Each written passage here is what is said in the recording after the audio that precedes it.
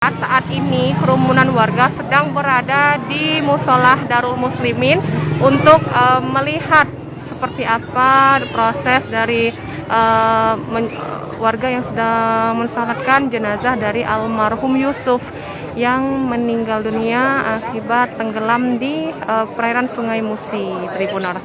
Jadi kembali kami laporkan bahwa pelajar berusia 16 tahun bernama Yusuf, warga Jalan Remifa, Kecamatan Kertapati, Palembang, dilaporkan hilang tenggelam sejak Kamis tanggal 16 Juni 2022. Jenazah Yusuf sendiri baru ditemukan pada hari ini, Tribuners, Sabtu 18 Juni 2022. Jadi kurang lebih sekitar hampir 3 hari dilakukan pencarian tubuh dari siswa SMK kelas 2 tersebut baru ditemukan hari ini, Tribuners, sekira pukul hampir sekitar jam 8 pagi tadi. Dan saat ini jenazah Yusuf sudah dibawa ke musolah tempat tidak jauh dari rumahnya, setelah tadi sempat dibawa ke Rumah Sakit Bayangkara, ya Tribuners.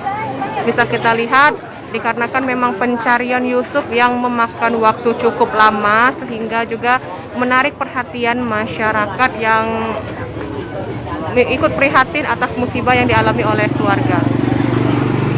Bisa kita lihat, Tribuners, musolah dan suasana di sekitar tempat tinggal Yusuf ramai oleh pelayat.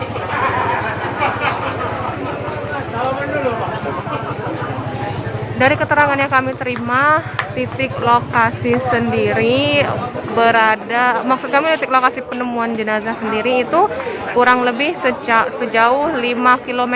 Jadi hilangnya itu di dekat jembatan Ogan, kurang lebih seperti itu, dan ditemukannya itu di dekat dermaga. Jangan lupa subscribe, share, komen, dan like ya.